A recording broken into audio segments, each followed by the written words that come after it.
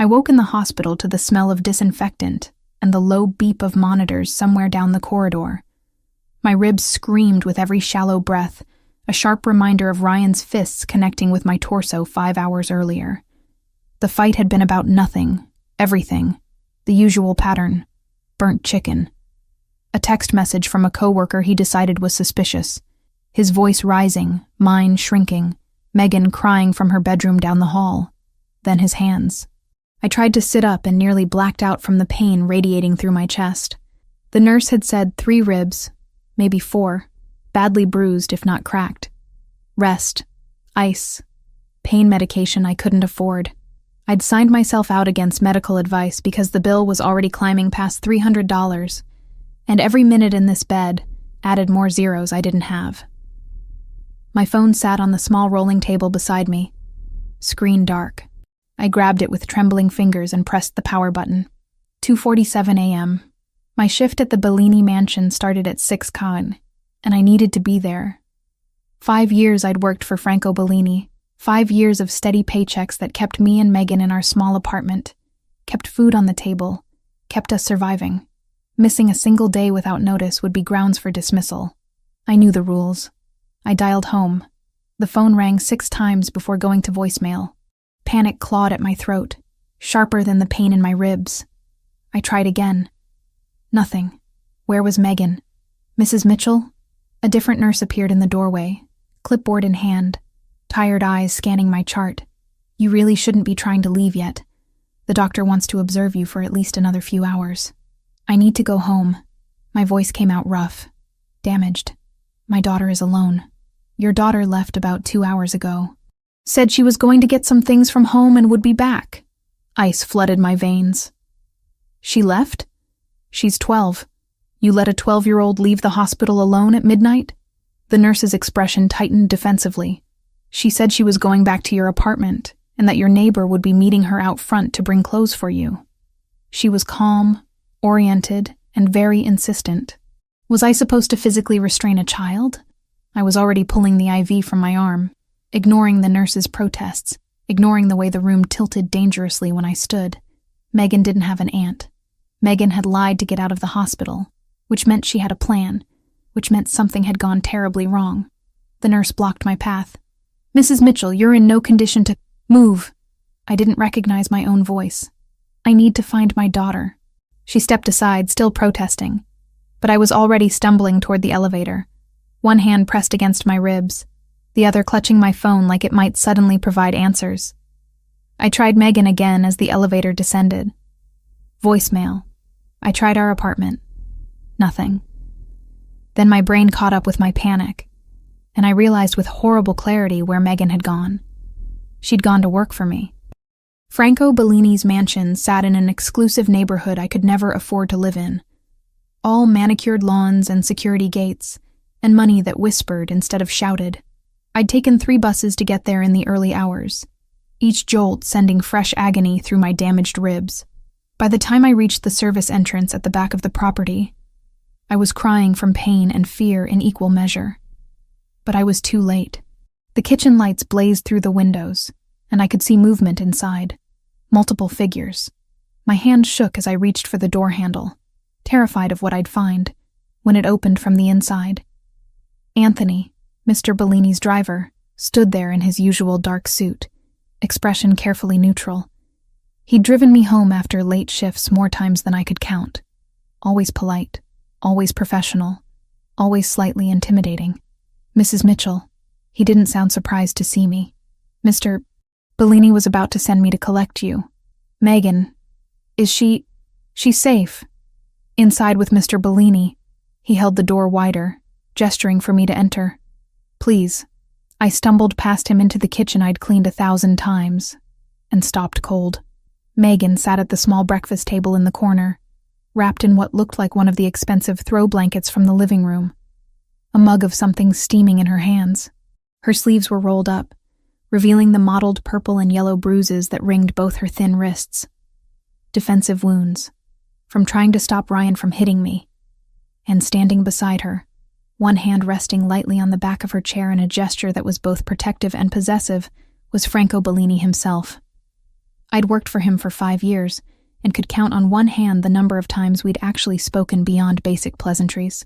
He was a ghost in his own home, appearing and disappearing at odd hours, always surrounded by men in suits who watched everything with cold, calculating eyes. I'd learned quickly not to ask questions, not to linger, not to exist beyond the cleaning and the cooking and the absolute discretion that my employment required. Now he was looking directly at me with eyes so dark they were almost black, and I felt pinned by that gaze like an insect under glass. Mrs. Mitchell.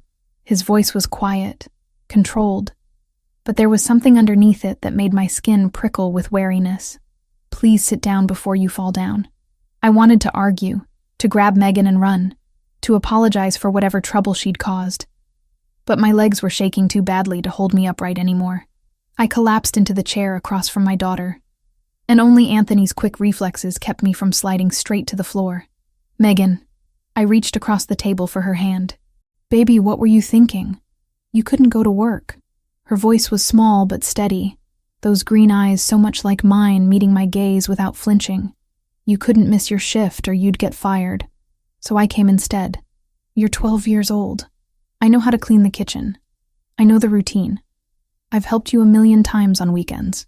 Her chin lifted slightly, defiant.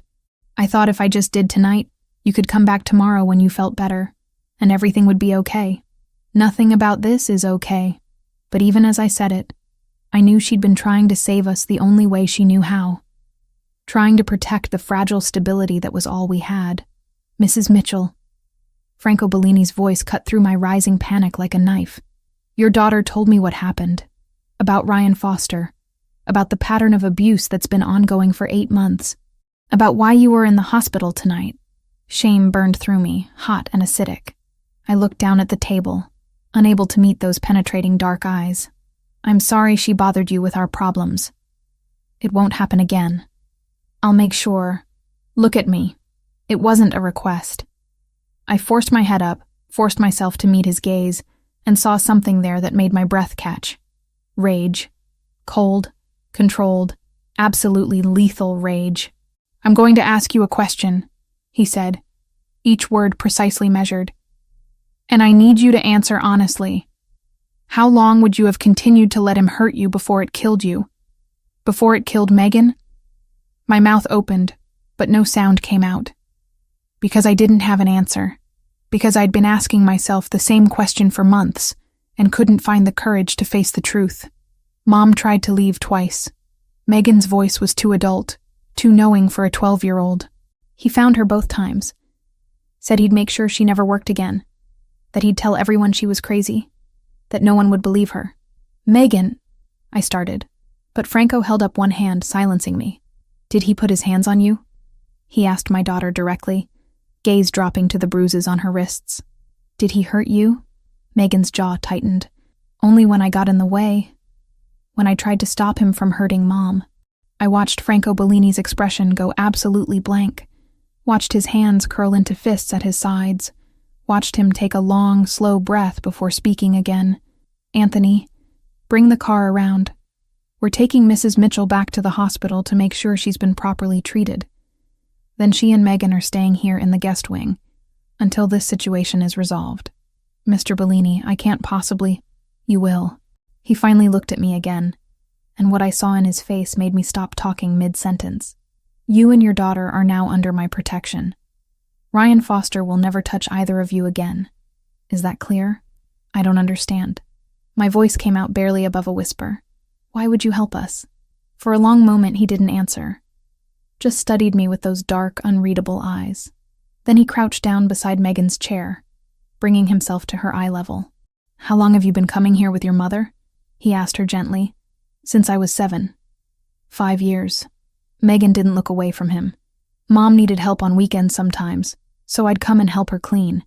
You were never here those days. I know. I travel often for business.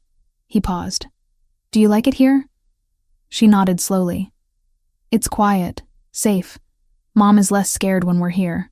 He reached out carefully, telegraphing his movements, and pushed her sleeve down to cover the bruises on her wrist. You won't have to be scared anymore. Not here, not anywhere. Do you believe me? I wanted to protest, To say he couldn't make promises like that, to protect my daughter from disappointment when this powerful man inevitably lost interest in our problems. But Megan was nodding, tears finally spilling down her cheeks. "Yes," she whispered. "I believe you." Franco stood, his expression shifting back to that controlled neutrality I'd seen so many times over the years. "Anthony, the car. Now. And call Dr. Russo. Tell him I need him at the house within the hour." "Right away, sir." Anthony disappeared through the kitchen door. I tried one more time. "Mr. Bellini, this is too much. I can't accept—" "You're not accepting charity." His tone left no room for argument. "You're accepting reality. The reality is that you and Megan are staying here until I personally ensure that Ryan Foster is no longer a threat. The reality is that you will not be working while you recover from your injuries.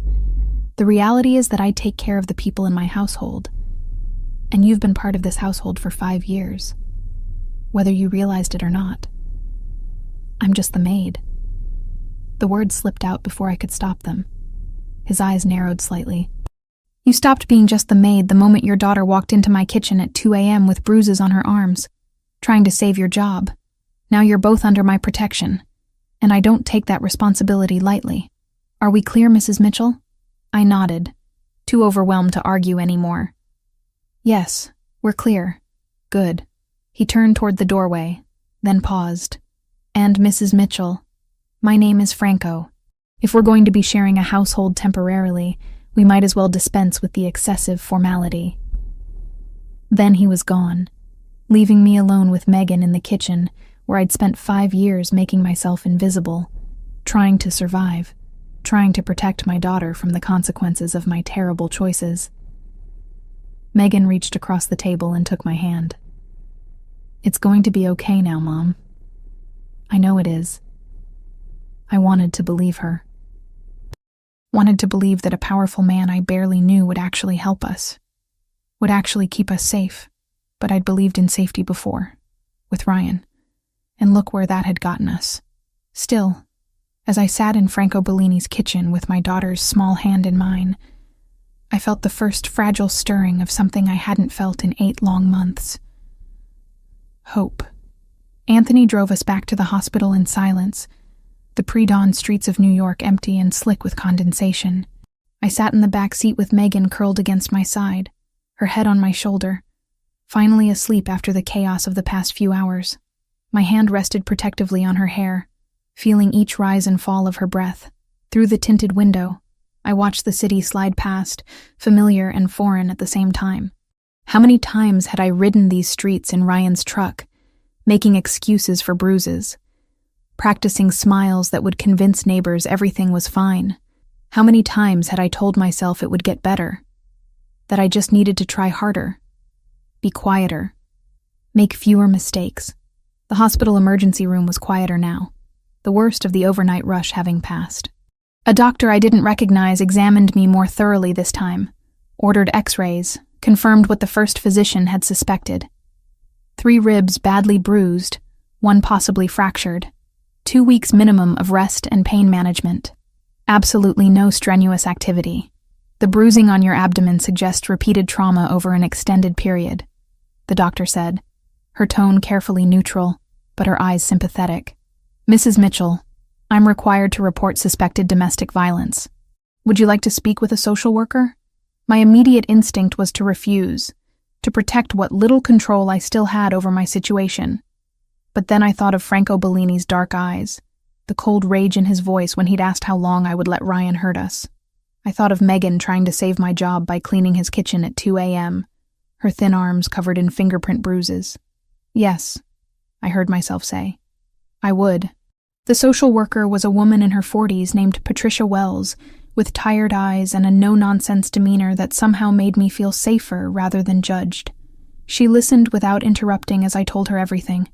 8 months of escalating violence, 2 failed attempts to leave, Ryan's threats about making sure I never worked again, about telling everyone I was unstable, about taking Megan away from me.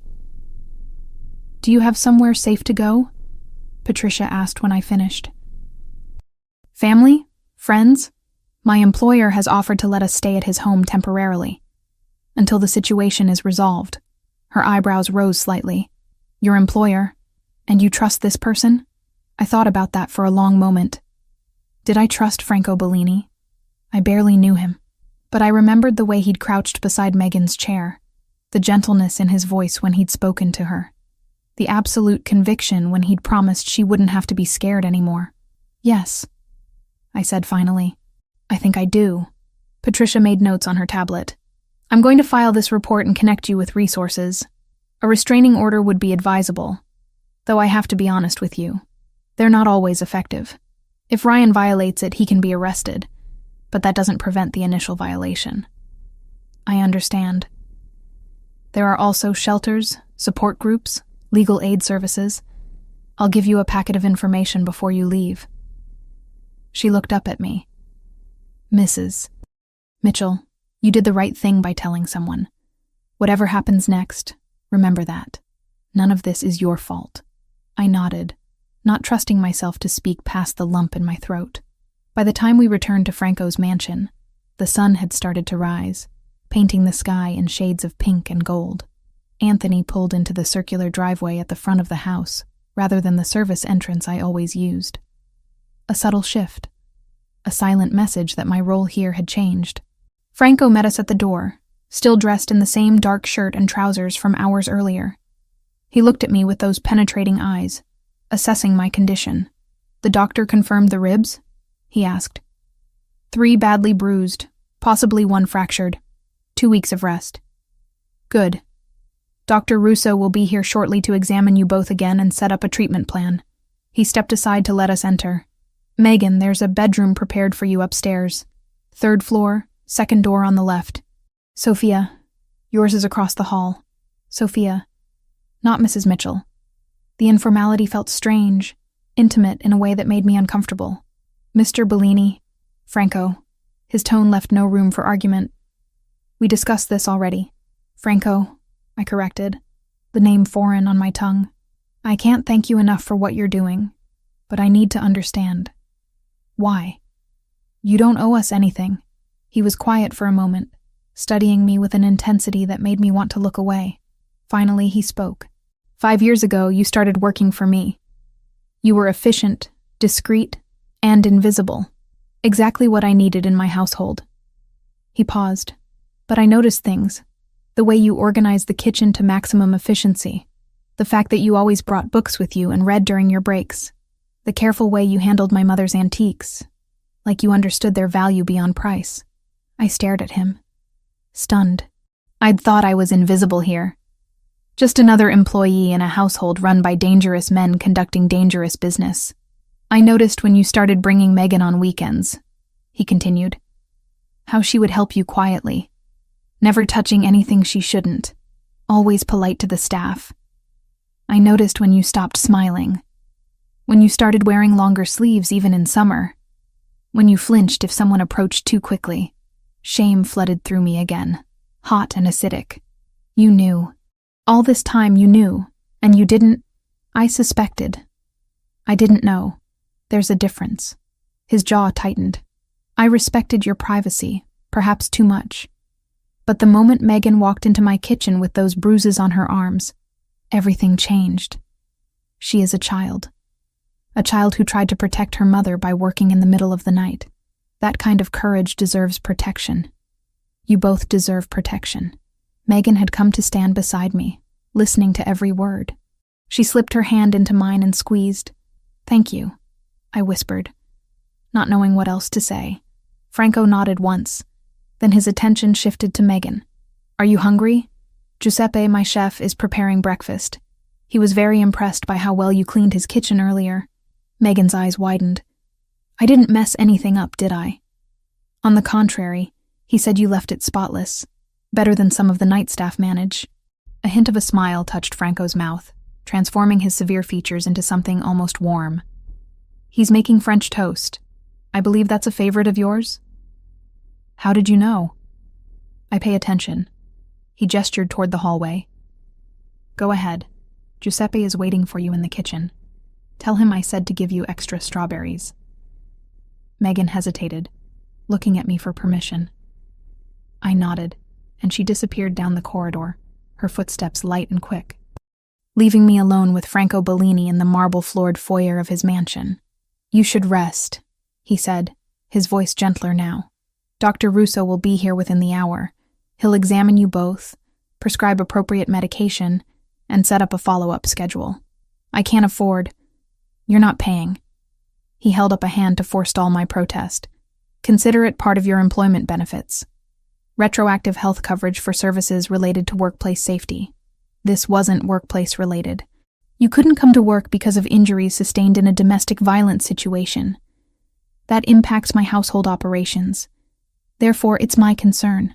The logic was thin, but his tone made it clear he wasn't open to debate. "Sophia, I know accepting help is difficult, but right now, you need to focus on healing, both physically and otherwise. Let me handle the logistics. What about Ryan?" The question came out small, frightened. "He'll come looking for us. He always does." Franco's expression went cold again, that controlled rage I'd seen earlier returning to his eyes. "Let him try. This property has security systems that would make a bank vault jealous. No one gets onto these grounds without my knowledge. And if Ryan Foster is stupid enough to attempt it, he'll find himself dealing with people far less patient than I am." A chill ran down my spine, because I believed him. Whatever Franco Bellini was, whatever dangerous business he conducted in the shadows of his expensive life, he meant every word. Ryan would not reach us here. "Now," Franco said, his voice returning to that careful neutrality. "Go upstairs.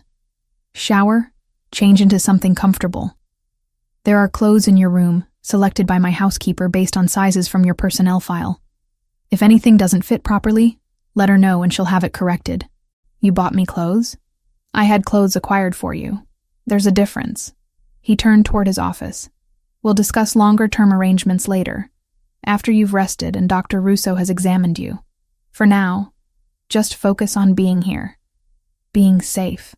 I wanted to argue more, to assert some control over my rapidly changing circumstances, but exhaustion was pulling at me, the adrenaline that had kept me going for the past 6 hours finally depleting. My ribs ached with every breath, and my head felt stuffed with cotton. "Okay," I agreed. "Thank you, Franco." He paused in his office doorway, looking back at me over his shoulder. "You're welcome, Sophia." The bedroom he'd given me was beautiful. Not ostentatious, but clearly expensive. A 4-poster bed with soft cream linens, a window seat overlooking the gardens, an ensuite bathroom with a clawfoot tub and separate shower, and in the closet, exactly as he'd said, an array of clothing in my size, simple pieces in neutral colors, comfortable and well-made. I stripped off the hospital gown I'd been wearing under my jacket and stepped into the shower, letting hot water cascade over my aching body. The bruises on my torso were spectacular, purple and black and yellow, a road map of Ryan's fists. I touched them gently, cataloging each injury, each moment of violence I'd endured. No more, I promised myself. No more letting him hurt me. No more making excuses. No more being afraid. When I emerged from the bathroom in soft cotton pajamas, I found Dr. Russo had arrived. He was in his 60s, with silver hair and kind eyes, and he examined me with professional efficiency. "The hospital did good work," he said, making notes on his tablet. "The x-rays show no fracture, just severe bruising. I'm prescribing pain medication, anti-inflammatory, and a muscle relaxer to help you sleep. You'll need complete rest for at least a week, then gradual return to normal activity. No lifting, no bending, no strenuous movement." "What about Megan?" I asked. "Should she be examined too?" "I already saw her. Physically, she's fine. The bruises are superficial and healing well, but I'm recommending she see a therapist who specializes in childhood trauma. Franco has already arranged for someone to come here twice a week. At times that won't interfere with school." Of course he had. Franco seemed to have thought of everything while I was still trying to catch up with reality. Dr. Russo handed me a bag of medications with detailed instructions. "Get some sleep, Sophia. Your body needs it to heal. And if you experience any worsening symptoms, sharp pains, difficulty breathing, anything concerning, you call me immediately." Franco has my private number. After he left, I crawled into the impossibly comfortable bed, every muscle in my body screaming with relief. Through the door, I could hear Megan's voice, bright and animated, talking to someone. Giuseppe, probably, or maybe Franco. She sounded happy, actually happy, not the careful, controlled happiness she'd learned to fake around Ryan. I closed my eyes, intending to rest for just a few minutes before checking on her. I didn't wake up until the sun was setting outside my window, 12 hours lost to exhausted sleep. And when I finally emerged, groggy and disoriented, I found Megan curled up in the window seat of my room, reading a book she must have brought from downstairs. "Mom," she looked up with a smile. "You're awake. Franco said to let you sleep as long as you needed. Are you hungry? Giuseppe made soup. He says it's good for healing." I pulled her into a careful hug, mindful of my bruised ribs. "I love you so much, baby. You know that, right?" "I know." She hugged me back, fierce and tight. "I love you too. And Mom, I think we're going to be okay now. I really do." Looking around the beautiful room, hearing the safety and certainty in my daughter's voice, I let myself believe her. The first morning in Franco's home felt surreal in its quietness. I woke in the guest room with sunlight filtering through curtains that probably cost more than my monthly rent used to, my body aching in places I'd grown accustomed to ignoring. The silence was what struck me most. No shouting, no waiting for the sound of Ryan's footsteps, no calculating which version of him I'd face today. Just birds outside the window and the distant sound of someone moving in the kitchen below. Megan was already awake when I found her, sitting at the massive kitchen island with a plate of fresh fruit and pastries that looked like they belonged in a magazine. She smiled when she saw me. A real smile, not the careful ones she'd learned to wear around Ryan. "Giuseppe made these," she said, holding up a croissant. "He's teaching me how to make them later. Did you know you have to fold the dough 27 times? The man in question appeared from the pantry, older with silver streaked through dark hair, an apron dusted with flour. "Signora Sofia," he greeted me with warmth that seemed genuine. "Mr. Bellini said you are to eat whatever you want. Your daughter, she has good hands for baking. Natural talent." I watched Megan's face light up at the compliment, something tightening in my chest. When was the last time someone had praised her for anything? When had she last felt safe enough to simply be a child? The days developed their own rhythm, strange but somehow comforting. I was under strict orders from Franco not to work, an instruction that felt both foreign and oddly liberating. For 8 months, I'd lived in constant motion, working, appeasing Ryan, protecting Megan, never allowing myself to simply exist. Now I had no choice but to heal. Franco himself was a presence I couldn't quite define. He left early most mornings, returning at unpredictable hours, always in those impeccable suits that screamed controlled danger. But when he was home, especially when Megan was around, something in him shifted. The hard edges softened just enough to let warmth through. On the third afternoon, I found them in the kitchen together. Megan was elbow-deep in dough, flour coating her arms up to her elbows and somehow streaked across her cheek. Giuseppe was explaining something in rapid Italian, gesturing with his hands, while Franco stood to the side watching with an expression I'd never seen on him before. He was almost smiling, the corner of his mouth lifted in something that looked dangerously close to contentment. "You have to feel it," Giuseppe was saying, taking Megan's hands and guiding them through the dough. "Not think, feel. The dough tells you when it's ready." "Like this?" Megan pressed her palms into the mixture, concentration fierce on her young face. "Perfetto," Giuseppe beamed. "Mr. Bellini, you see? Natural baker." Franco's eyes met mine across the kitchen, something passing between us that made my breath catch. He saw what I saw. My daughter coming back to life in a space that should terrify us, but somehow felt safer than anywhere we'd been. "Your mother is watching," Franco said to Megan, his voice carrying that low quality that always made me hyper-aware of him. "Show her what Giuseppe taught you." Megan launched into an enthusiastic explanation of focaccia bread, her hands moving as she spoke, so animated and alive that tears pricked my eyes. This was the child I'd been trying to protect, the one who disappeared under Ryan's shadow.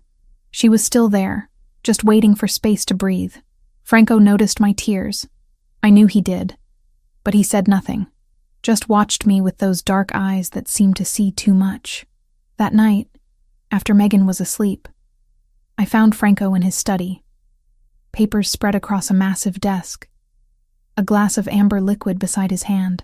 He looked up when I entered, something guarded in his expression. "Thank you," I said simply. "For Giuseppe. For letting her be a child again. For everything. You don't need to thank me for basic humanity, Sophia." The way he said my name, like he was tasting it, made something flutter in my stomach that I had no business feeling. Most people wouldn't have done what you did. What you're doing. Most people aren't me. Not arrogant, just fact. He leaned back in his chair, studying me. "How are your ribs?" "Better. Still sore, but better. The doctor will come again tomorrow. Make sure you're healing properly." I should have left then, gone back to my room, maintained the careful distance between employer and employee that this situation demanded. But something kept me rooted there, watching this dangerous man who'd shown my daughter more kindness in 3 days than her own mother's boyfriend had in 8 months. "She's happy here," I said finally. "I've never seen her this relaxed. Children need stability, safety." His jaw tightened. "They need to know the adults around them won't hurt them." The implication hung heavy between us. Everything he knew about Ryan, about what we'd endured. I waited for judgment that never came. The 5th day shattered our fragile peace with all the violence of Ryan's return. I was upstairs helping Megan with homework when I heard the shouting. My body went cold, that familiar freeze response kicking in before my brain could fully process what was happening. Ryan's voice carried through the house, slurred with alcohol and fury, demanding to see his girls. Megan's face went white. "Mom? Stay here," I ordered. But she was already shaking, that terrible tremor I knew too well starting in her hands. I made it downstairs to find Ryan being restrained by 2 of Franco's security men. Not roughly, but firmly, keeping him from entering further. He looked worse than I remembered. Unshaven, wild-eyed, reeking of whiskey even from a distance. "Sophia," he shouted when he saw me. "Tell these goons to let me go. You're coming home, both of you. I forgive you for running, okay? I forgive you." The presumption of it, the ownership in his tone, made rage bloom in my chest. But years of survival instinct kept my voice level. "We're not coming back, Ryan. Leave." "The hell you're not." His voice rose, aggressive and threatening in exactly the way that used to make me placate him. "You're mine, Sophia. You don't get to just leave. She's not property." Franco's voice cut through the chaos like a blade. I hadn't heard him approach, but suddenly he was there, positioned between Ryan and me, authority radiating from every line of his body. "You need to leave. Now." Ryan's eyes focused on Franco for the first time, some animal instinct finally recognizing real danger. But the alcohol made him stupid. "Who the hell are you? Her new boyfriend? You're welcome to the bitch, man, but the kid comes with me. That's my—" The security guard's hand tightened on Ryan's arm, a clear warning. Franco hadn't moved, but something in the air had shifted, gone predatory and cold. "You have 3 seconds to leave my property," Franco said, voice deadly quiet, "or I'll have you removed in a way you won't enjoy." Ryan opened his mouth to argue, but one look at Franco's face seemed to penetrate even his drunken bravado. The security men escorted him out, his protests fading as they reached the front door. I stood frozen in the hallway, shaking with reaction I couldn't quite name. Not fear exactly, but something close to it. Relief. Rage. The overwhelming weight of months of terror finally crashing down. "Sophia." Franco's voice, gentler now. "Are you—" "Megan." The name escaped me in a gasp. I ran for the stairs, taking them 2 at a time despite my ribs screaming protest. I found her in the closet of her room, small body curled into the corner, hands over her ears, eyes squeezed shut, hyperventilating, lost in panic that was all too familiar. "Baby, I'm here."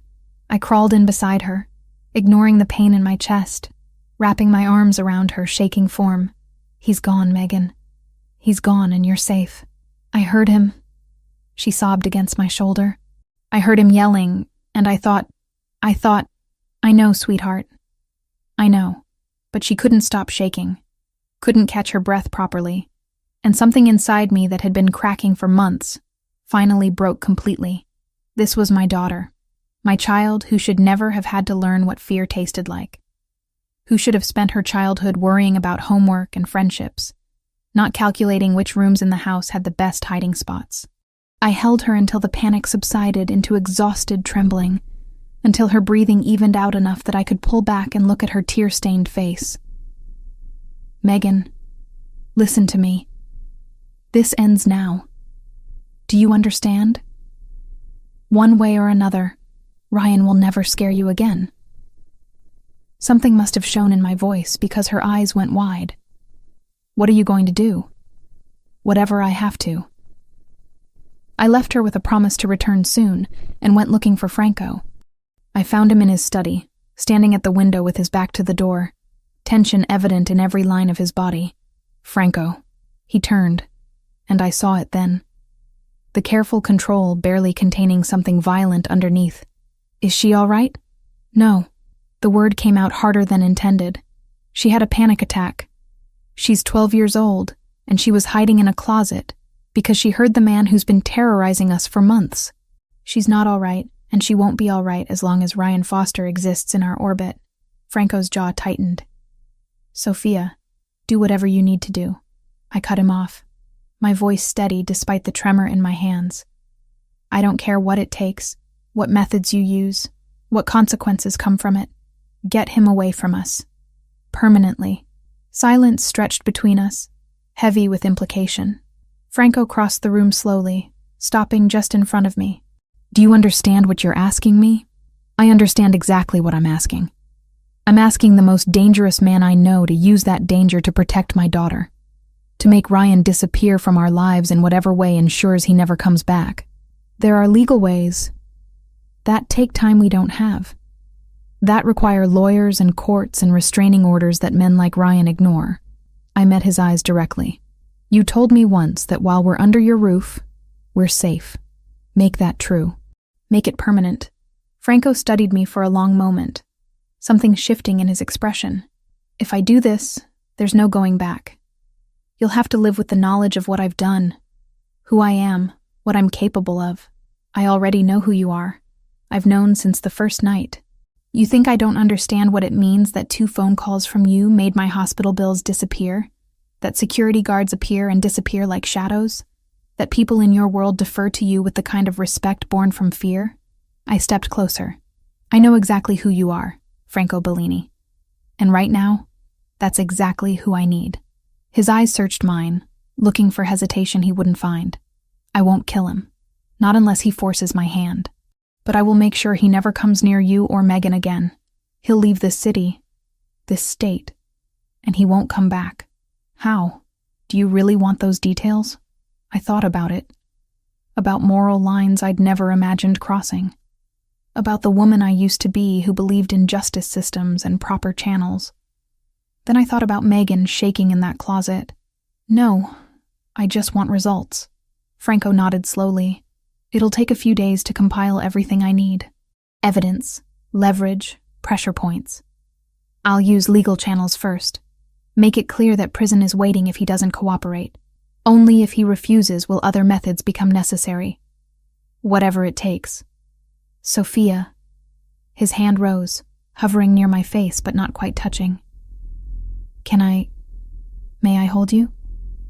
The question caught me off guard. The careful request for permission from a man who could take whatever he wanted. The contrast between his power and his restraint did something to me, made my eyes burn with tears I'd been holding back. Yes, his arms came around me carefully, mindful of my injuries, and I let myself collapse against his chest. For the first time in years, possibly since David died, I felt truly protected. Not because I was weak or needed saving, but because someone with the power to act had chosen to use it for me. I've got you, Franco murmured against my hair. Both of you. I promise. I believed him. God help me. I believed him completely. We stayed like that for several minutes, my face pressed against his chest, his heartbeat steady under my ear. When I finally pulled back, his hands lingered on my arms, warm and solid. I should check on Megan. I said, not quite ready to break the moment, but needing to. Of course. I'll have Giuseppe make her favorite pasta for dinner. Sometimes comfort food helps after trauma. The casual understanding, the immediate shift to caring for my daughter's needs, made my chest ache. You're very good at this. Taking care of people. Only people I care about. His thumb brushed across my arm, barely there, but I felt it everywhere. Get some rest, Sophia. Tomorrow I start making Ryan Foster's life very difficult. I nodded and turned to leave, but his voice stopped me at the door. Sophia, you were right to ask me. No one threatens what's mine. The possessiveness in his words should have frightened me. Instead, they made me feel safer than I had in years. That night, after Megan finally fell asleep clutching my hand, I couldn't settle. My mind kept replaying Ryan's face, his voice, the way Megan had looked so small in that closet. Around midnight, I gave up on sleep and wandered downstairs, finding Franco exactly where I expected, in his study with paper spread across his desk and a glass of whiskey. He looked up when I entered, unsurprised. Can't sleep? Too much in my head. Sit. He poured a second glass, sliding it across the desk to me. Drink. It helps. I took the chair across from him, accepting the whiskey. It burned going down, but the warmth that followed was welcome. Tell me about him, Franco said after a moment. Your husband. The request surprised me. David? You mentioned he died 8 years ago, that you've been alone since then, except for making the mistake of Ryan. I looked into my glass, watching the amber liquid catch the light. David was a police officer. Good man. Dedicated. Believed in protecting people. He died in a shooting during a routine traffic stop. Megan was 4. The old grief was there, but duller now. Worn smooth by time. I shut down after. Focused entirely on surviving, on raising Megan, on just getting through each day. I didn't date, didn't let anyone close. For 7 years, it was just us. Until Ryan. Until I got so desperately lonely that I mistook attention for affection. He seemed normal at first. Stable. Safe. By the time I realized what he really was, I was already trapped. Franco leaned back in his chair, studying me. You're not trapped anymore. No. Thanks to you. Why did you come to me tonight, Sophia? Really? I met his eyes across the desk. Because I didn't want to be alone with my thoughts. Because you're the only person who understands what today meant.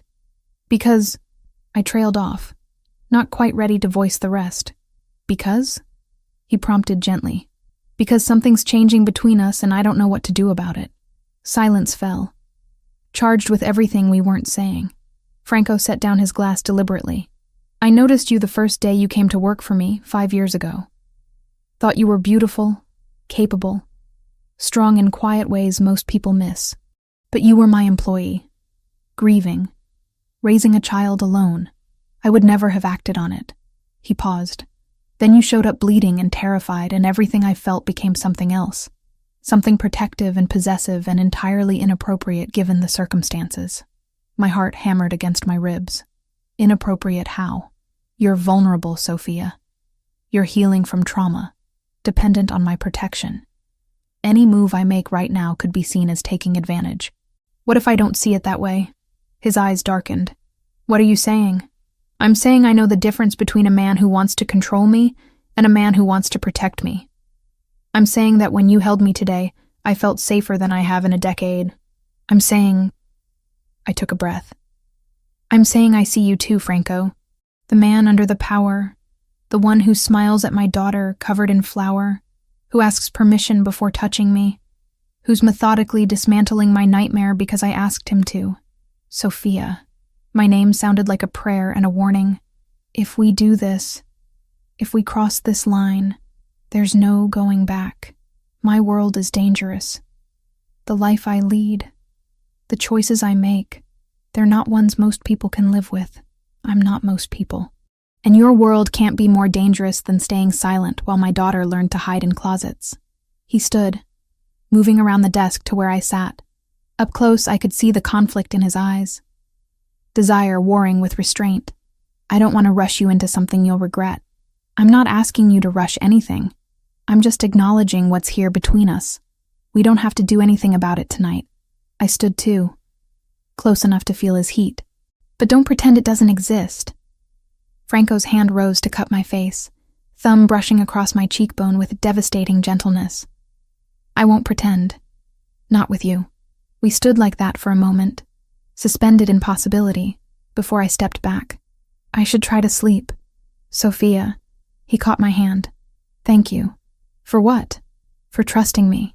For seeing me as more than what I do. For giving me a reason to want to be better. I squeezed his hand once before letting go. Thank you for giving us somewhere safe to land. I made it to the door before turning back one last time. Franco was watching me with an expression I couldn't quite name, but felt in every nerve ending. Good night, Franco. Good night, Sophia. Sleep well. I wouldn't sleep well. We both knew that. But as I climbed the stairs back to my room, I felt something I hadn't experienced in years, blooming cautiously in my chest. Not quite hope, not yet, but the possibility of it. The understanding that maybe, just maybe, my daughter and I had found more than temporary shelter in Franco Bellini's home. Maybe we'd found a future. The second week brought a subtle shift in the household dynamics. Franco's team worked quietly in the background, gathering evidence against Ryan, while lawyers prepared documents I chose not to read too closely. For the first time since this began, I could breathe without waiting for the other shoe to drop. My ribs healed enough that I could move without wincing, and I found myself drifting back into familiar patterns, tidying spaces that didn't need tidying, organizing kitchens that were already perfect. Old habits from 5 years of employment here. You don't have to do that. Franco's voice came from the doorway as I reorganized his study bookshelf one afternoon. You're not staff anymore, Sophia. I turned to find him watching me with an expression I couldn't quite read. I need to do something. Sitting idle makes me anxious. Then help me with something that matters. He gestured to fabric swatches spread across his desk. I'm renovating the East Wing guest rooms. Giuseppe insists the current colors are depressing. What do you think? It was such a small thing, asking my opinion on interior design. But it felt significant, like he was making space for me in his world beyond just shelter. This one. I touched a warm cream fabric. It's welcoming without being stark. You have good taste. He made a note. What about the library? I've been meaning to update it for years. We spent an hour discussing books and colors and furniture placement, conversation flowing easily between us. At some point, I realized we weren't talking about rooms anymore, but about futures, about permanence, about what it meant to make a house feel like home. The third week, Megan's therapy sessions began showing real progress. She smiled more, had fewer nightmares, started asking about returning to school properly rather than the homeschooling Franco had arranged temporarily. Watching her heal made something in my chest both lighter and heavier, grateful for her resilience while mourning what had been taken from her. Mom? She asked one afternoon while we walked through Franco's garden, a space I'd discovered brought peace when my thoughts grew too loud. Can I ask you something? Always, baby. Do you like Franco? Like him? I stopped walking, caught off guard by the directness. Why do you ask? Because you smile different now when he's around. And he looks at you the way Dad used to look at you in the old photos. She picked at a flower petal. Is that allowed? To like someone new after Dad? The question hit deeper than she knew. What do you think? Does it bother you? Megan considered this seriously, the way she approached everything these days. Dad's been gone a long time. I barely remember him except through stories. And Franco, he's nice to us, Mom. Really nice. He doesn't yell or get mad or hurt people he's supposed to protect. She looked up at me with those 2 old eyes. Can he be my dad? Like, a new one? My throat tightened. It's complicated, sweetheart. Franco's life, his work. It's not like other people's. You mean because he's dangerous? You know? I'm 12, not stupid. I know what kind of man has security guards and makes people scared just by looking at them. She shrugged. But he's never been dangerous to us. Actually, he's the only person who made us safe, out of the mouths of children, brutal truth delivered without filter. She was right. Franco had shown us more genuine protection than any supposedly safe person in our lives. If something happened between Franco and me, if we became more than just people living in the same house, how would you feel? Happy. No hesitation. I'd feel happy because you'd be happy. And maybe I'd have a dad again who actually wanted to be one. That conversation stayed with me through dinner, through Megan's bedtime routine, through the hours I spent trying to read in my room while my mind wandered. Around 11, I gave up and went searching for the one person I really wanted to talk to. I found Franco in the garden, where moonlight painted everything silver, standing by the fountain with something in his hands. As I approached, I saw it was a photograph, old and slightly faded. "I'm sorry. I didn't mean to interrupt." He looked up, and something vulnerable flickered across his face before his usual composure settled back into place. "You're not interrupting. Join me." I moved to stand beside him, close enough to see the photo clearly. A woman with dark hair and Franco's eyes smiled out from the frame, elegant even in the casual setting. "Your mother?" "Elena Bellini. Died when I was 15. His voice was steady, but something underneath it wasn't. Brain aneurysm. One moment she was laughing at breakfast, the next she was gone. No warning, no chance to prepare. "I'm sorry." My father never recovered. He threw himself into the business, into building his empire. And he brought me with him, taught me everything about power and control and never showing weakness. Franco traced his mother's face in the photo. He taught me that loving someone deeply meant giving them the power to destroy you, so I never let anyone close enough to hurt me. The confession hung in the night air between us, weighted with years of deliberate isolation. Until now, I ventured softly. Until I found a woman bleeding in my foyer and her daughter washing dishes at 2 a.m, and something in me broke that I can't seem to fix. He finally looked at me directly. "You terrify me, Sophia. Not because of who you are, but because of what you make me feel." "What do I make you feel?" "Vulnerable. Like I'd burn down the entire city to keep you and Megan safe. Like maybe my father was wrong, and some things are worth the risk of pain." His hand rose to cup my face, thumb brushing across my cheekbone. "You're the strongest woman I've ever met. Not because you never broke, but because you're choosing to heal." I leaned into his touch, letting myself feel the warmth of it. "I lost my husband 8 years ago.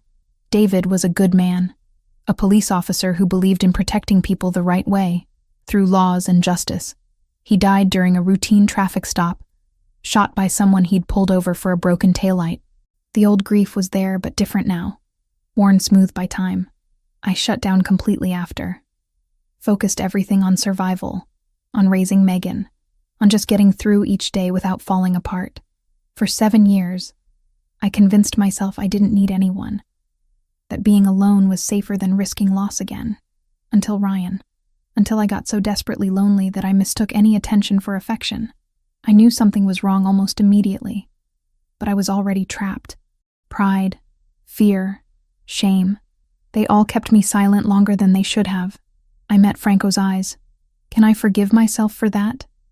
For the months I let Megan live in fear, because I was too broken to see clearly? You're asking the wrong question. The question isn't whether you can forgive yourself. It's whether you understand that survival sometimes requires choices that look like weakness, but are actually strength. His other hand came up to frame my face completely. You got yourself and Megan out. You found help. You're standing here healing instead of hiding. That's not weakness, Sophia. That's courage. Something in me cracked open at those words. Permission I hadn't known I needed to stop carrying guilt like armor. Franco, Mom? Megan's voice came from the garden door, sleepy and confused. I had a bad dream. Franco dropped his hands immediately, giving me space to go to my daughter. I'll make tea, he said quietly. The kind that helps with sleep. I gathered Megan close, feeling her trembling slightly. What was the dream about? Ryan. He was taking me away and you couldn't stop him. Her fingers clutched my shirt. It felt so real. It wasn't real, baby. Ryan's gone and he's never coming back. Promise? I promise. Franco returned with warm milk and honey, crouching down to Megan's level. Your mother's right. I've made certain Ryan Foster will never bother either of you again. Do you believe me? Megan studied his face with that serious intensity she'd developed. Yes. You don't lie. Never to you or your mother. Now drink this, and let Sophia take you back to bed. After Megan was settled and finally asleep again, I returned to the garden, but Franco was gone. I found him instead in the library, surrounded by law books and papers spread across every surface. "Research?" I asked from the doorway, ensuring every detail of Ryan's departure is airtight. "I don't leave loose ends." I crossed the room, drawn by something I couldn't name, and sat in the chair beside his, close enough that our arms nearly touched. "Thank you for earlier. With Megan. She's a remarkable child. You raised her well. She asked me today if you could be her father. Her new father." Franco went very still. "What did you tell her? That it's complicated, that your life is dangerous, that I don't know what we're doing here." I turned to face him fully. "But I want to figure it out. This thing between us. I want to explore it even knowing all the reasons it's impossible. Sophia, if we do this, there's no going back. My world will touch yours in ways that might hurt you. Your world already touched mine. You saved us from something that would have killed one or both of us eventually. Whatever complications come from caring about you, they can't be worse than what we escaped." His hand found mine on the armrest, fingers threading through fingers. "I'm falling in love with you. I've been fighting it for weeks, trying to be honorable and give you space to heal. But I'm losing that fight." My heart hammered against my ribs. "What if I don't want you to fight it? Then we'd be fools together. A mafia boss and a widow with a daughter, trying to build something real from circumstances that should have kept us strangers forever." "Maybe the best things come from impossible circumstances." Franco lifted my hand to his lips, pressing a kiss to my knuckles that felt like a promise. "Stay with me. Not as a guest or someone I'm protecting, but as someone I'm choosing. Choose me back. I already have." The truth of it settled in my chest. "I think I chose you the moment you asked permission to hold me. The moment you cared about my daughter's terror more than your own convenience. The moment you showed me that power doesn't have to mean pain." We sat like that for a long time, hands clasped. No more words needed. Outside the window, dawn was beginning to break, painting the sky in shades of pink and gold. A new day, a new beginning. A choice made in honesty rather than desperation. Whatever came next, we'd face it together. 1 month after that rainy night at 2 a.m., Franco called me to his study with an expression I couldn't quite read. Professional, controlled, but underneath it something that looked almost like satisfaction. "It's done," he said simply, gesturing for me to sit. "Ryan Foster signed everything this morning. He's leaving New York today, and he won't be back." The relief hit me so suddenly I had to grip the armrest to steady myself. "What happened? What did you do?" Franco slid a folder across his desk, thick with documentation I barely wanted to touch. My investigators were thorough. Photographs of every bruise you had over the last 8 months, taken by your neighbor, Mrs. Harris, who was documenting everything in case you needed help.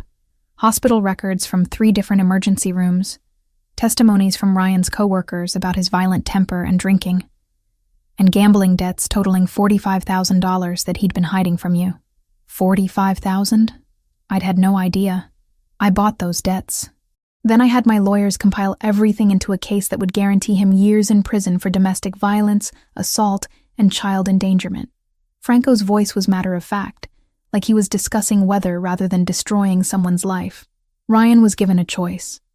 Sign documents permanently renouncing any rights or contact with you and Megan, accept $15,000 to start over in another state and disappear, or face prosecution and have his debts called in by people far less patient than loan sharks.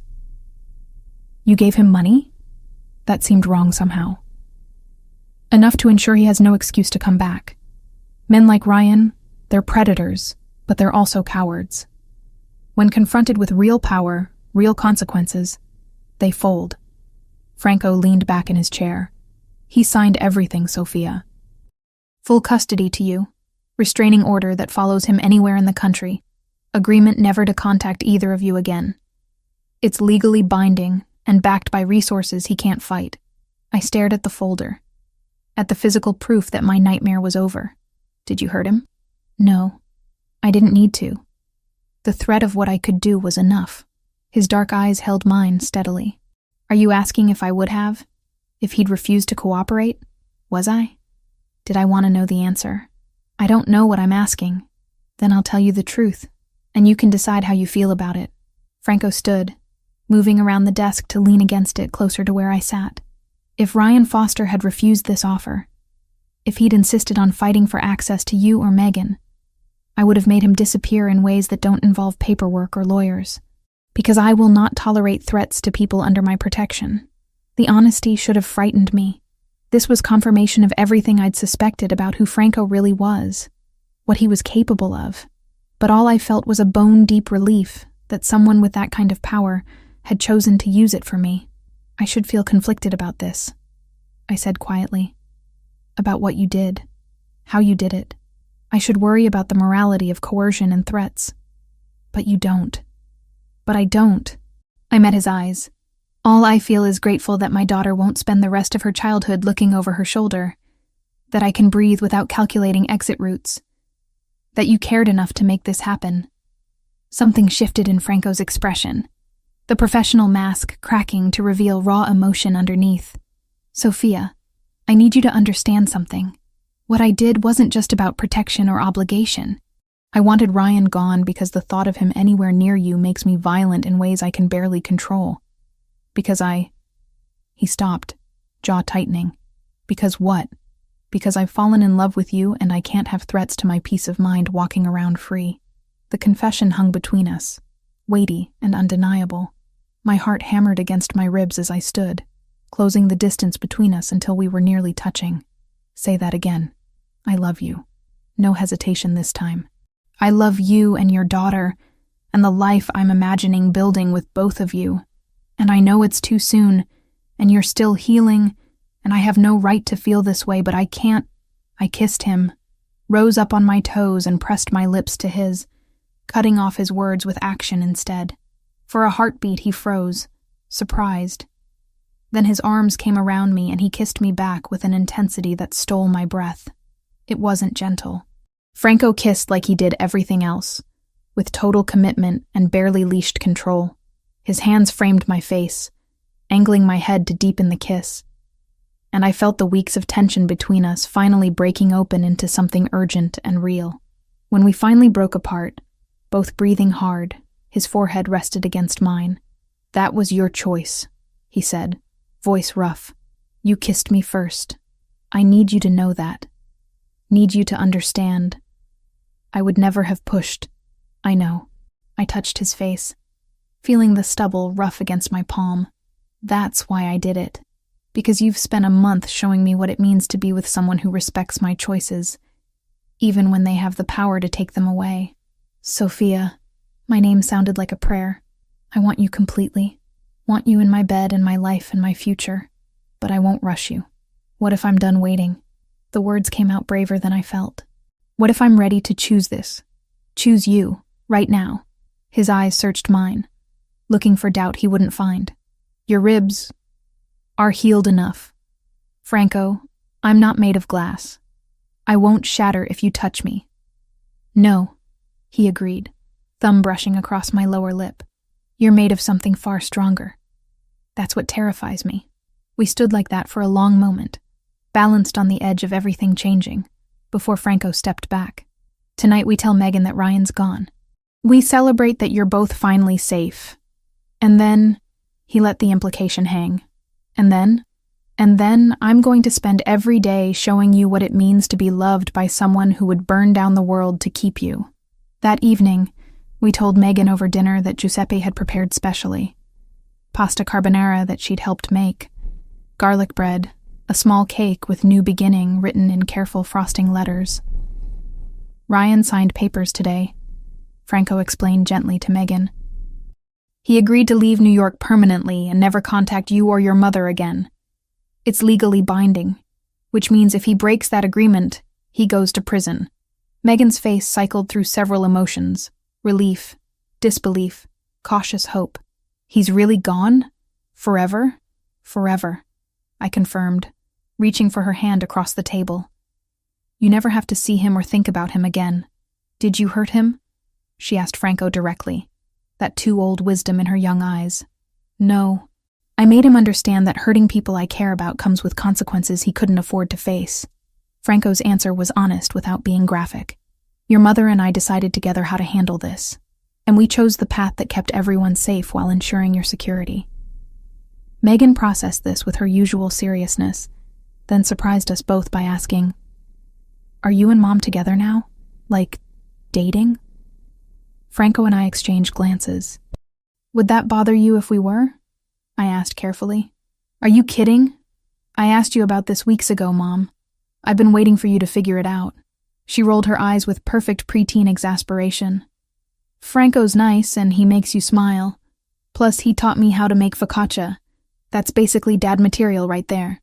Franco's laugh was surprised and genuine, transforming his face. "Dad material because of focaccia?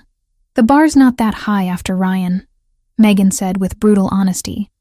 "You're already better just by not being terrible." After dinner, after Megan went to bed with Giuseppe reading her a story about Roman mythology, Franco and I walked through the garden under a moon so full it painted everything silver. "Thank you," I said into the quiet night, "for everything you've done, everything you've given us. I would do anything for you." He stopped walking, turning to face me. "For both of you. You understand that, yes? That you've become the most important thing in my life. I'm beginning to." I moved into his space, letting myself touch him freely for the first time. My hands slid up his chest, feeling his heart beat strong and steady under my palms. "Franco, I'm ready. For whatever comes next, for all of it. I choose this. I choose you." His hands came up to frame my face, thumbs brushing across my cheekbones. "I need to hear you say it. Need to know this is real. I love you." The words felt right. True. Like something I'd been holding back without realizing. "I love you, and I trust you. And I want to build a life with you, even knowing how complicated that life might be." Franco kissed me then, and this time there was promise in it. Heat and possession and devotion all wrapped together. His arms came around me carefully, mindful of my healing ribs. But there was nothing careful about the way he kissed me, like he was claiming something precious. We didn't sleep together that night. We weren't quite there yet, both understanding that some things deserved patience. But we stood in the garden until the moon set, wrapped in each other, making promises without words about the future we were choosing together. When we finally went inside, Franco walked me to my door, pressed one more kiss to my forehead, and whispered, "Tomorrow I'm going to start showing you what forever looks like." I believed him. For the first time in years, I believed in forevers again. The month that followed Ryan's departure felt like learning to breathe again. I was no longer staff, no longer the quiet woman who cleaned Franco's home and disappeared into the background. I was his partner, a shift that required adjusting to in ways I hadn't anticipated. "You'll come with me tonight," Franco said one morning over coffee, casual as if he was suggesting a walk rather than asking me to attend a business dinner with associates whose names I recognized from news reports. "Wear something elegant. These men need to understand you're under my protection." "Franco, I don't have anything elegant enough for—" A dress box appeared on my bed that afternoon, deep emerald silk that fit like it had been made for me, which I realized when I found the tailor's card inside. It had been. The thoughtfulness of it, the care taken to ensure I felt confident rather than out of place, made my chest ache in ways I was still learning to accept. The dinner was everything I'd expected, and nothing like it. Men in expensive suits, who radiated controlled danger, conversations that danced around illegal activities without ever naming them directly. And through it all, Franco's hand on the small of my back, claiming me to a world that could have swallowed me whole. "She's the one who tamed our Franco," one man said with a knowing smile. We'd begun to think he was married to the business. "Sophia tames nothing," Franco corrected smoothly. "She simply reminded me there are things worth protecting beyond territory and profit." I navigated the evening with careful observation, learning the rules of this world through watching how Franco moved through it. The deference people showed him, the careful way they phrased questions, the understanding that some topics were off limits. By the end of the night, I'd fielded polite inquiries about my background with practiced vagueness, and smiled through implications I pretended not to understand. "You were perfect," Franco said in the car ride home, fingers threading through mine. "They expected you to be intimidated or out of your depth. Instead, you held your own. I survived 8 months with Ryan. Your associates are dangerous, but at least they follow rules." His expression darkened at the mention of Ryan, but he simply lifted my hand to kiss my knuckles. "You'll never have to survive anything again.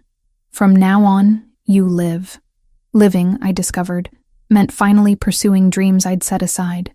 Franco noticed me researching business management programs one afternoon, and by the next morning had enrolled me in an online degree program through a prestigious university.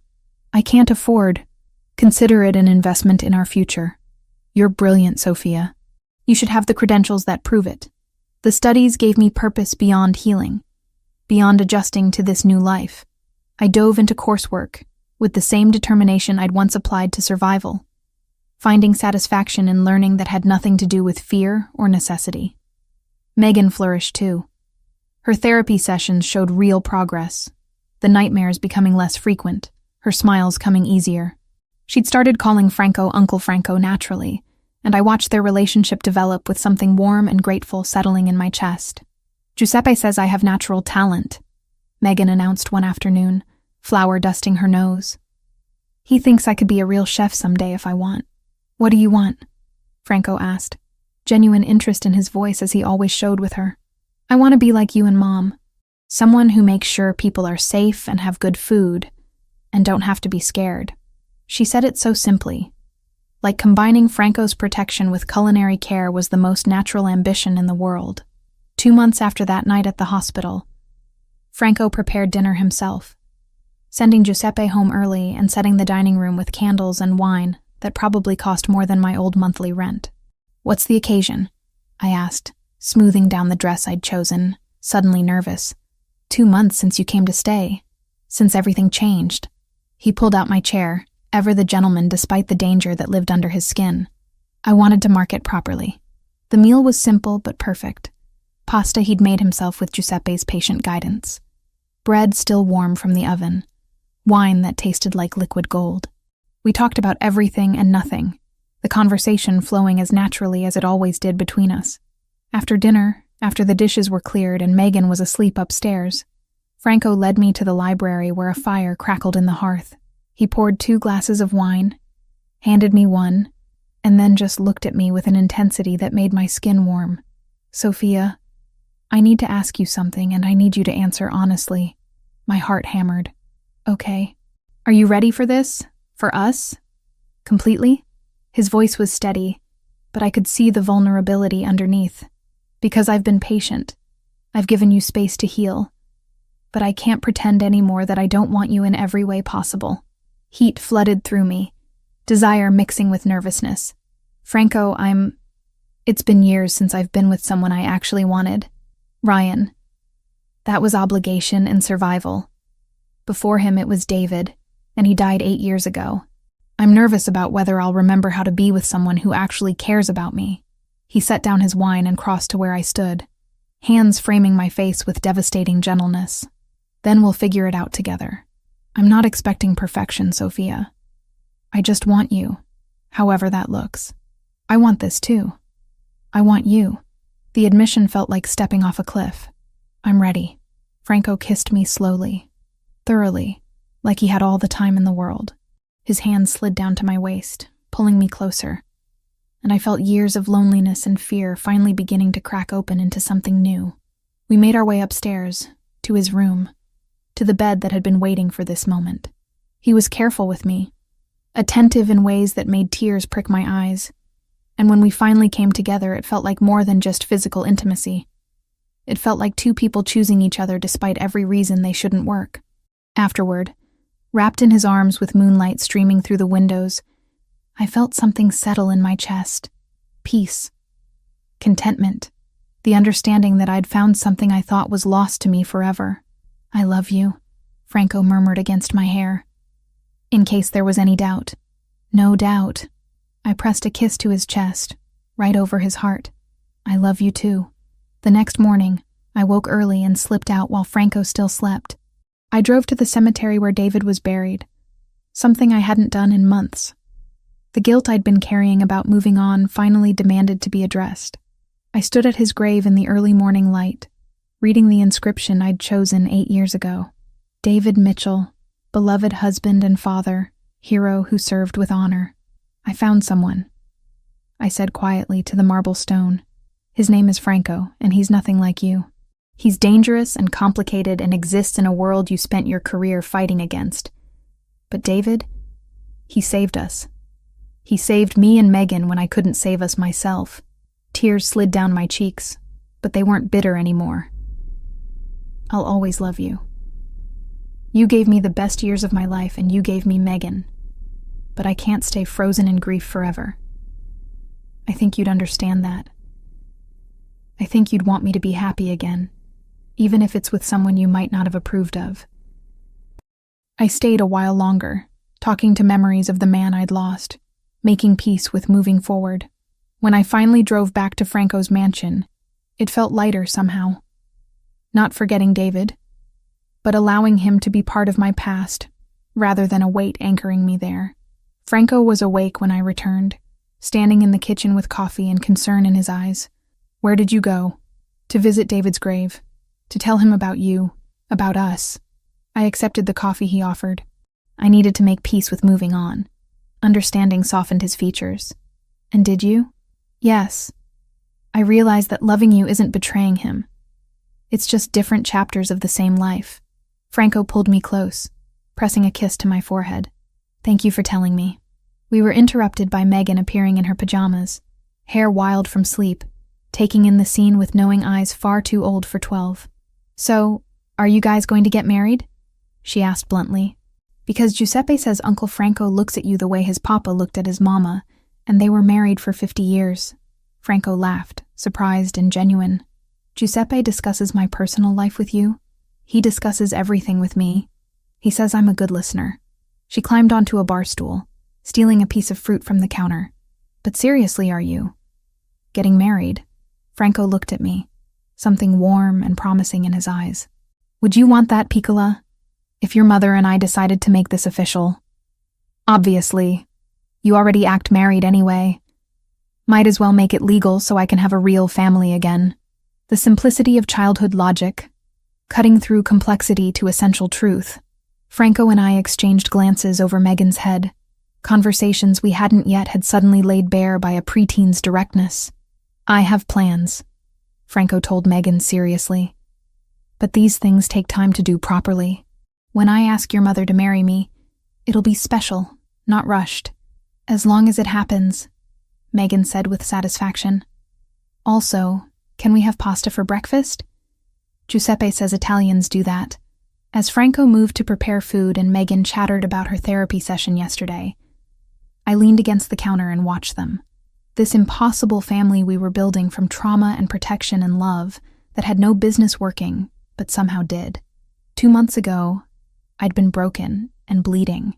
Now I was whole in ways I'd forgotten were possible. And somewhere between survival and safety, I'd found a future worth believing in again. 4 months passed in what felt like a dream I kept waiting to wake from. Franco and I settled into a rhythm that felt remarkably normal despite the extraordinary circumstances. Mornings with coffee and Megan's chatter about school, evenings reviewing my coursework while he handled business. I chose not to examine too closely, nights wrapped in each other confirming that what we'd built was real. The foundation became my purpose beyond family. Franco had established it quietly, a charity focused on helping women escape domestic violence, and he'd asked me to manage it. At first I'd been hesitant, wondering if I was qualified, but he'd simply said, "You survived what they're surviving. That makes you more qualified than any degree." I threw myself into the work with determination I hadn't felt in years.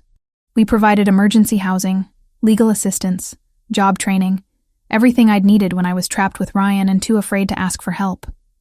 Each woman who walked through our doors felt like a piece of my own story being rewritten with a better ending.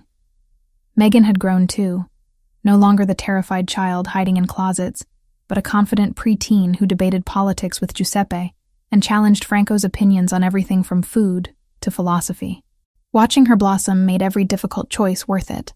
She called me Dad today, Franco told me one evening. Voice rough with emotion, we were alone in his study, while Megan did homework upstairs. Not Uncle Franco, just Dad. Completely casual, like it was the most natural thing in the world. I touched his face, feeling the stubble rough against my palm. How did that feel? Terrifying. Perfect. Like I've been given something precious I don't deserve but will protect with everything I have. You deserve it, I said firmly. You've been more of a father to her in 6 months than Ryan ever attempted to be. That particular Tuesday started like any other. I left the foundation office around 5, my security detail trailing at a discreet distance as always.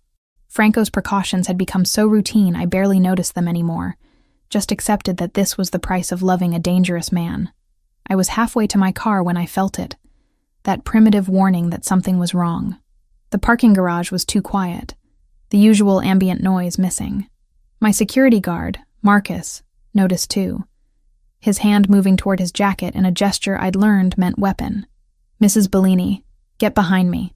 I'd barely processed the title he used, the assumption of marriage that had become common among Franco's people, when 3 men appeared from behind vehicles. Not Marcus's backup, strangers with hard faces and harder intentions. Everything happened fast. Marcus drew his weapon, shouting for me to run. I did, heels clicking frantically on concrete as I sprinted toward the exit. Behind me, gunshots. The sharp crack of violence I'd only heard in movies. My phone was in my hand, Franco's number dialing automatically, my security training kicking in through pure adrenaline. Sophia? His voice answered immediately. Garage? Foundation office? Marcus said run. I gasped, not slowing, hearing footsteps behind me getting closer. Franco's voice went cold and lethal. Keep running. Anthony's 2 blocks away. I'm coming now. Stay on the line. I burst out of the garage into afternoon sunlight just as Anthony's familiar black SUV screeched to a stop beside me. He had the door open before the vehicle fully stopped, pulling me inside with professional efficiency while still maintaining his weapon in the other hand. Are you hurt? No, but Marcus, backup's handling it. Mr. Bellini's orders are to get you home immediately. The drive back felt eternal and instant simultaneously. By the time we reached the mansion, Franco was already there, having apparently broken every traffic law to arrive before us. He had me out of the vehicle and in his arms before Anthony could fully park, hands running over me checking for injuries with barely controlled panic. I'm fine, I kept repeating. Franco, I'm fine. They didn't touch me. They tried to take you. His voice shook with rage I'd never heard before. They knew your schedule, knew your route, planned this specifically to grab you and use you against me.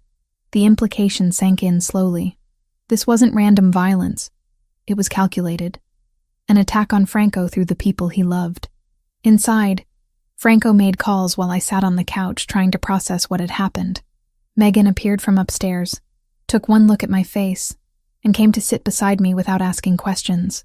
Just pressed against my side, offering wordless comfort that made my eyes burn. Russian crew, Franco said finally, phone tucked away, his expression carved from stone. The same family I've been negotiating territory with for months. They thought taking you would give them leverage. Did they hurt Marcus? He's alive. Wounded but stable. He did his job protecting you. Franco crossed to where Megan and I sat, kneeling down so he was at eye level with both of us. This is my fault. My world touching yours in exactly the way I promised to prevent. This isn't your fault, I said firmly. This is on whoever decided I was a valid target. What happens now? Now I handle it. Permanently. The promise in his voice was absolute and terrifying. But first I need to know if you want out. If this is too much. If you'd rather take Megan and go somewhere safe where my enemies can't use you against me. The question hung heavy between us. This was the reality check I'd always known was coming. The moment where loving Franco meant accepting real danger beyond theoretical acknowledgement. Do you want us to go? I asked instead of answering. God, no. But I want you safe more than I want you with me. Then make us safe. I reached for his hand. I'm not leaving, Franco. What we have, what we've built, it's worth fighting for. But I need you to handle this threat the way only you can. Something shifted in his expression. Relief and determination mixing. It'll be handled within 48 hours. I'm making calls tonight that will ensure the Russians understand you're completely off limits. What kind of calls? The kind you're better off not knowing details about. Legal pressure, strategic alliances, demonstrations of power that make further attempts inadvisable. He touched my face gently. No unnecessary violence. but absolute certainty that this never happens again. 2 days later, Franco came home early with news that the Russian situation had been resolved through what he described as mutual understanding and strategic repositioning. I didn't ask for specifics, just accepted that whatever he'd done had worked. That evening, after Megan was in bed, Franco found me in the library where I'd been trying to read, but mostly just processing everything that had happened. "I've been thinking," he said, settling beside me on the couch. "About the business, about risks, about what I'm willing to compromise on." He took my hand, threading our fingers together. "I can't walk away completely. It doesn't work that way. But I can reduce my involvement in the more dangerous aspects, delegate more, be more strategic about which battles I fight. Franco, I'm not asking you to change your entire life for me. I know, but I'm asking myself if I want to. And the answer is yes." He pulled me closer. "You and Megan are my priority now. That means making choices that keep all of us safer, including stepping back from operations that attract too much heat." The significance of what he was offering settled over me. This was a fundamental shift in his priorities, choosing family over empire in ways that most men in his position never would. "There's something else," Franco continued, and suddenly he looked almost nervous, an expression I'd never seen on him before. "Sophia, we've been building a life together for 6 months now.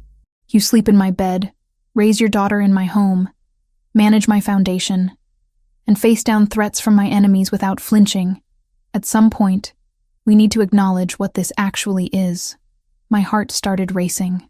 "What is it?" He reached into his pocket, withdrawing a small velvet box that made my breath catch. "A commitment. A future. Everything I never thought I'd want until I found you bleeding in my foyer and your daughter washing my dishes at 2 a.m.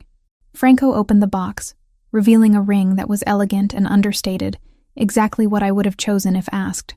"Sophia Mitchell, will you marry me? Will you let me adopt Megan officially and make us a real family by every legal and moral definition?" Tears blurred my vision as I nodded, unable to speak past the emotion clogging my throat. "Yes. Yes to all of it." He slid the ring onto my finger, then kissed me with a tenderness that contrasted beautifully with the danger he represented to the rest of the world. "There's one more person we need to ask," I said, when we finally broke apart. We found Megan in her room, supposedly asleep, but actually reading under the covers with a flashlight. She looked up guiltily when we entered, then saw our faces and sat up straight. "What happened? Is everything okay?" Franco sat on the edge of her bed, suddenly looking vulnerable in ways that made my chest ache. "Megan, I asked your mother to marry me tonight and she said yes. But before we make it official, I need to ask you something important." Megan's eyes went wide, darting between us with barely contained excitement. "I'd like to adopt you," Franco continued. "Legally make you my daughter, give you my name if you want it, be your father in every way that matters. But only if that's something you want too." For a moment, Megan just stared at him, processing. Then she launched herself at Franco, wrapping thin arms around his neck and bursting into tears. "Is that a yes?" he asked gently, holding her carefully. "Yes," she sobbed against his shoulder. "Yes, I want you to be my dad. Real dad, not just the person Mom's dating. Can I really have your last name? Megan Bellini." Franco tested the sound.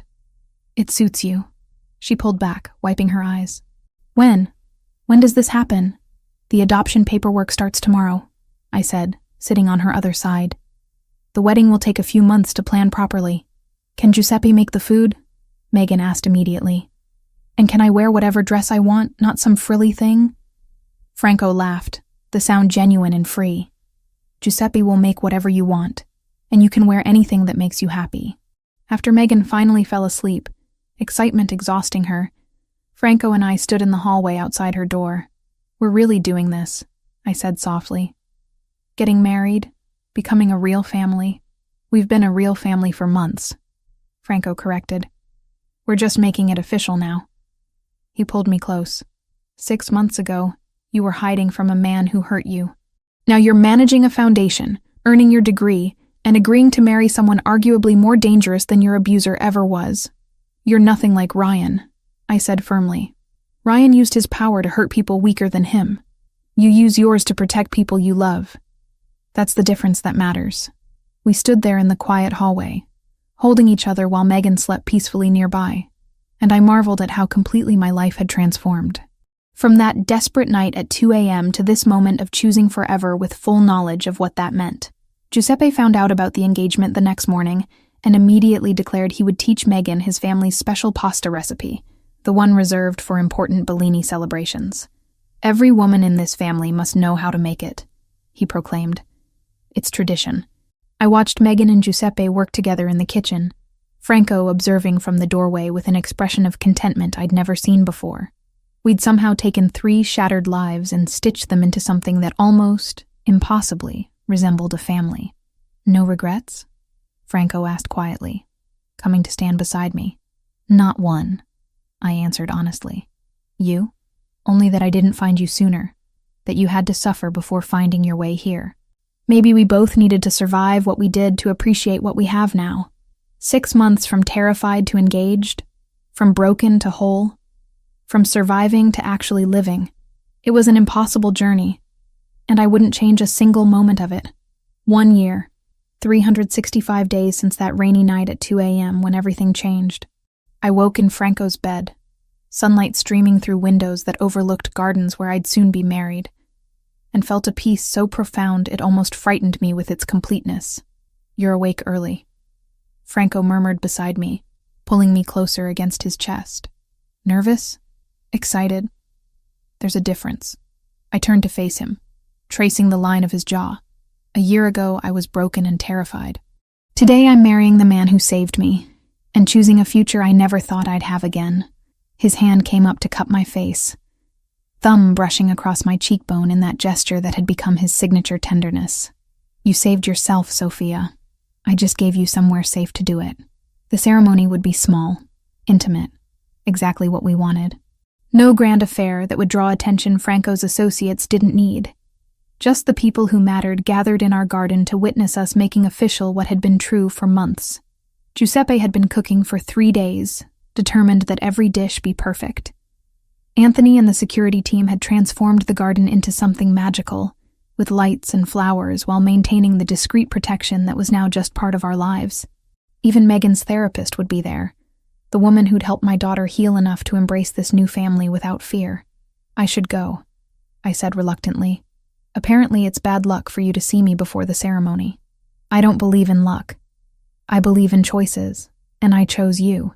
But he released me anyway, pressing a kiss to my forehead. Go get ready to become Mrs. Bellini.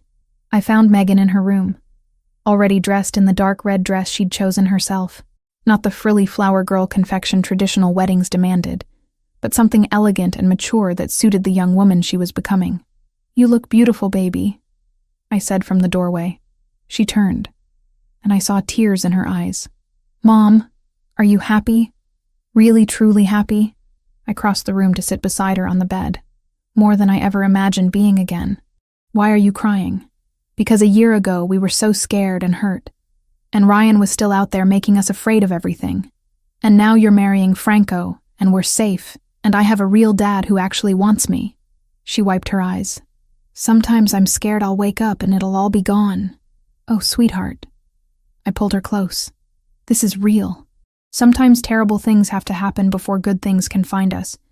But you never, ever should have had to accept abuse hoping for something better after. We got lucky, impossibly lucky, but that doesn't make what Ryan did okay. I know. Dr. Martinez explained about that, about not romanticizing trauma. Megan pulled back, suddenly looking much older than 12. But I'm still glad Franco found us. Even if the way it happened was awful. Me too, baby. Me too. The ceremony was scheduled for 4 in the afternoon, when the light would be golden and perfect. I dressed in the simple white gown I'd chosen, elegant without being ostentatious, with my hair loose the way Franco preferred. Looking at myself in the mirror, I barely recognized the woman staring back. Not because I looked different physically, but because the fear was gone from my eyes, replaced by something that looked remarkably like joy. Giuseppe knocked softly before entering, his eyes already wet. Signora Sophia, you are beautiful. Like an angel Franco does not deserve, but I am grateful he found anyway. Thank you, Giuseppe. For everything, not just today, but every day since we came here. You and Piccola Megan. You are family now. Real family. He offered his arm. Come. It is time. Franco is waiting, and he is very nervous, though he pretends not to be. The garden was transformed. White chairs arranged in neat rows, flowers everywhere, and at the end of the aisle stood Franco in a black suit that made him look devastatingly handsome and dangerous all at once. But his eyes when he saw me were soft, vulnerable in ways the rest of the world never got to see. Megan walked first, carrying flowers with careful concentration, taking her role as only bridesmaid seriously. Then Giuseppe walked me down the aisle, giving me away in the absence of my father, who'd passed years ago and would have either hated or reluctantly respected Franco. I'd never know which. You look perfect, Franco whispered, when I reached him, taking my hands in his. Thank you for choosing me. The ceremony was short, the officiant speaking about commitment and choice, and building families from love rather than obligation. But it was the vows that mattered, the ones Franco and I had written ourselves. Sophia, Franco began, his voice steady, but his hands trembling slightly in mine. 1 year ago you came into my life bleeding and terrified, and something in me shifted permanently. You showed me that strength isn't about never breaking. It's about choosing to heal. You taught me that some things are worth more than power or control, that vulnerability isn't weakness when shared with someone trustworthy. I promise to protect you and Megan with everything I have, to be honest even when the truth is ugly, to choose both of you over business and territory and everything else that used to define my life. I love you completely, and I will spend the rest of my life proving you were right to trust me. I blinked back tears, trying to keep my voice steady. Franco, you gave me safety when I had none, protection when I desperately needed it, and love when I thought I'd never feel it again. You showed Megan what a real father looks like, taught me that power doesn't have to mean pain, that dangerous men can also be gentle with the people they love. I'm not naive about who you are or the world you live in, but I choose it anyway, because being with you is worth whatever complications come with it. I promise to stand beside you, to trust you even when it's difficult, to build a life with you that honors both of our pasts while creating something new for our future. I love you, and I choose you, every single day. When Franco kissed me, sealing vows we'd made with complete honesty about who we were and what this meant, I heard Giuseppe crying quietly, and several of the security team clearing their throats suspiciously. We were married, officially, legally, irrevocably united. The reception was perfect in its simplicity. Giuseppe had outdone himself with food that made everyone groan with pleasure, wine flowed freely, and toasts were made that ranged from heartfelt to hilariously inappropriate from some of Franco's associates, who clearly weren't used to family-friendly events. The highlight came when Megan presented the dish she'd spent weeks perfecting, carbonara made exactly to Giuseppe's exacting standards. She carried it to our table with such pride, placing it before us like an offering. I made this myself, she announced. Giuseppe only helped a little. He says every Bellini woman needs to know the family recipes, so I learned. Franco's eyes were suspiciously bright as he tasted it. Perfect, figlia mia. Absolutely perfect. The casual Italian endearment. My daughter, made Megan's entire face light up. The adoption had been finalized 2 weeks ago, making her Megan Bellini officially, but hearing Franco claim her so naturally still made her glow. As the sun set and lights came on throughout the garden, Franco stood to make a toast. To family, he said simply, his glass raised. Not the one we're born into, but the one we choose. To Sophia, who took a terrifying leap of faith. To Megan, who showed me what it means to be a father. To all of you who've supported us building something impossible. Salute. Salute, everyone echoed, glasses clinking. Later, much later, after guests had left, and Giuseppe had finally stopped fussing over cleanup, the three of us ended up in the garden under a sky full of stars. Megan had fallen asleep against Franco's shoulder, exhausted by excitement, and he carried her effortlessly.